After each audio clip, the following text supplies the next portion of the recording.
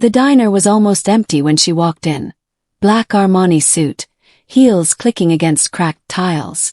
Rain traced lines down the window, thunder humming somewhere far away. Ethan Parker was wiping the counter, exhausted but smiling the way people do when smiling is the only thing they can afford. She didn't order much, just coffee and pie, and when she left, she didn't leave a tip. Just a folded note under an empty plate. Figures, Ethan muttered, sliding the note free. But when he opened it, his breath caught. For the waiter who remembers names. Below that, an address, a time, and a signature that made his hands shake. Victoria Hale. Theo. One of the richest women in the country. Why would a billionaire leave a note for a broke single dad working night shifts? Was it pity? Or something far stranger? Before the night ended, Ethan didn't know that zero tip would be the best thing that ever happened to him, and the test that would change both their lives. Broken Heart subscribed to Canada's Heartfelt Tales, true stories that start with nothing, and end with everything. Rain hadn't stopped the next morning. The streets shimmered in silver reflections as Ethan Parker stood outside the glass tower of Hale Industries, gripping the folded note like it might vanish if he blinked. He could still see the words written in that steady, elegant hand. This is not charity. This is a proposal. He almost turned back twice. A man in a suit that didn't quite fit, walking into a billionaire's building, felt like an accident waiting to happen. But then he thought of Lily, of the email about tuition, of her sleepy voice whispering, "Good night, Daddy." That was enough. Inside, the lobby gleamed like another world. Polished marble, perfumed air, people moving fast and sure of their place. Ethan waited by the elevator, clutching his hat, until a receptionist motioned him forward. "Ms. Hale will see you now." The 38th floor opened into light and glass. Victoria Hale stood at her window, her silhouette outlined by the city. No pretense, no smile. Just calm power. "Mr. Parker," she said, turning toward him. "Thank you for coming." He nodded, uneasy.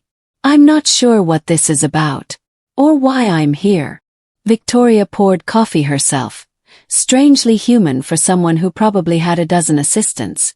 "You're here because I watched you. The way you treat people. That kind of dignity. It's rare." Ethan frowned. "You mean last night?" "I mean every night," she said. "The way you helped that student who couldn't pay, the drunk who nearly caused a scene, the patience you didn't have to show. I left no tip because I wanted to see what you'd do when no one was watching." He stared, half angry, half bewildered. "You tested me." "I did," she said simply. "And you passed." The room fell quiet except for the faint hum of the city below. Then she slid a folder across the desk. "I want to hire you. Community Outreach Manager. You'll oversee a new initiative. Second Chances. $75,000 a year. Full benefits, and a scholarship for your daughter." Ethan laughed once, short and hollow. "You don't even know me." "I know enough," she said. "And I believe in what you represent." He didn't answer. His heart was racing, but his instincts screamed caution. Still, when he looked at her eyes, cold steel softened by memory, he saw something familiar. Loss maybe. Or longing for redemption. "I'll think about it," he said finally. 3 days, she replied. "That's all I ask." That night, the diner felt smaller. Steam from the grill curled like ghosts as Marcus, his coworker, scrubbed the counter. "Rich lady offers you a miracle, huh?" Marcus said, skeptical. "People like her don't hand out blessings. They buy something." "I don't know," Ethan murmured. "She seemed different." Marcus snorted. "Different has a price too." But when Ethan got home, the doubt started eating at him. Bills on the table. A fridge that hummed louder than it cooled. Lily asleep on the couch clutching her stuffed rabbit. He looked at her and thought, maybe this is what different looks like when hope comes dressed in a suit. The next morning, Ethan took the job. He signed the papers in a conference room that smelled like leather and new money. By noon, he had a company ID and a desk with his name printed on it. Ethan Parker, outreach manager. It looked wrong and right at the same time. For the first week, he barely breathed. Everything moved too fast. Board meetings, strategy sessions, polished smiles that hid judgment. Some employees were kind, but others whispered when he passed. "That's the diner guy," one said. "Publicity stunt." "He'll be gone in a month," another replied. Ethan heard them all. But he stayed late every night, learning the systems, studying case files until his eyes burned. He didn't have the pedigree, but he had purpose, and purpose could outwork privilege. 3 weeks in, the storm hit. A gossip site ran the headline: "Billionaire CEO's secret interest in small-town waiter. Charity or something more?" Photos of Ethan in his diner uniform splashed across the internet, next to Victoria's press shots. The story spread like wildfire. By evening, customers whispered behind their menus. Marcus wouldn't meet his eyes. And at Lily's school, the kids had heard. They called her the gold digger's kid. That night she came home crying. "Daddy, did you do something bad?" He froze. The same hands that carried plates now trembled as he pulled her close. "No, baby. People just don't understand." But inside something cracked. Shame, anger, fear, they all collided. He called Victoria. "I quit," he said. "My daughter's paying for your test." "Ethan, listen." "No. You wanted to see who I am. Here it is. I'm a father first." He hung up. The next morning, a knock echoed through his apartment. He opened the door, stunned. Victoria stood there, soaked from the rain, holding a children's science book. "Can I come in?" Lily looked up from her cereal bowl, wide-eyed. "Who's that, Daddy?" Victoria crouched beside her. "Hi, Lily. I brought you something." The girl's face lit up. It was the same book she'd wanted at the store, the one she'd said she'd borrow from the library. "How did you know?" she whispered. "Your dad told me you love science," Victoria said softly. "And you should never stop being curious." Lily clutched the book like it was made of gold. Then Victoria looked at Ethan. "The paper printed lies. They'll retract. I've already called the school. Anyone bullies your daughter again, I'll make sure their parents remember my name." He didn't speak. He just stared. "This isn't charity, Ethan," she continued. "It's justice. For people like your daughter. And for people like my mother." "Your mother?" Victoria's voice softened. "She was a waitress. For 20 years. The man who saved her from losing everything was someone like you." Ethan's anger melted into silence. "She taught me to never forget where I came from," Victoria said.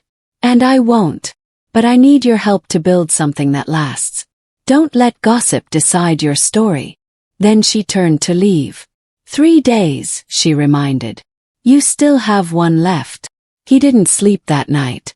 The hum of the refrigerator was the only sound in the apartment.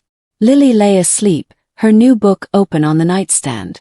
When morning came, Ethan sat at the table, head bowed, fingers tracing the note's words again. "This is not charity. This is a proposal." At 7 a.m. he called her back. "I'm in," he said. "But on my terms. I work 6 months before accepting Lily's scholarship. I keep 1 shift a week at the diner. And every decision about that program goes through me." There was a pause. Then Victoria's quiet reply. "Deal." The following weeks were brutal. Ethan faced boardrooms full of suits who questioned his every move. "You're not qualified," one director said. "Maybe not," Ethan replied. "But I know what it means to choose between rent and dinner." "Do you?" His honesty earned him silence. Under his watch, the Second Chances initiative took shape.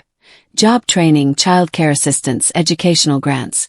No pity, no spotlight, just help that worked. He visited every family personally. The first was Rachel, a single mother working overnight at a grocery store. He got her into a certification program, helped her find a better job, and watched her smile for the first time in months. The second was Marcus. The same man who doubted him now stood in Ethan's office, hat in hand. "I was wrong," Marcus said. "You actually did it." Ethan grinned. "Then come join me." We need people who know what struggle looks like. 2 weeks later, Marcus was enrolled in a culinary training program. But success came with enemies. Inside Hale Industries, whispers turned to resentment. The chief financial officer, Daniel Reeves, hated the budget cuts that funded Ethan's program. He saw it as weakness. Emotional spending, he called it.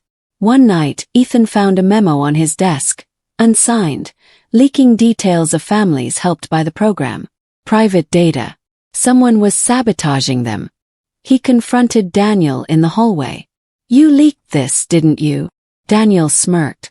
You think the board won't find out what you're wasting her money on? You're just a waiter, Parker. You don't belong here. The words hit harder than expected. But Ethan didn't back down. Maybe.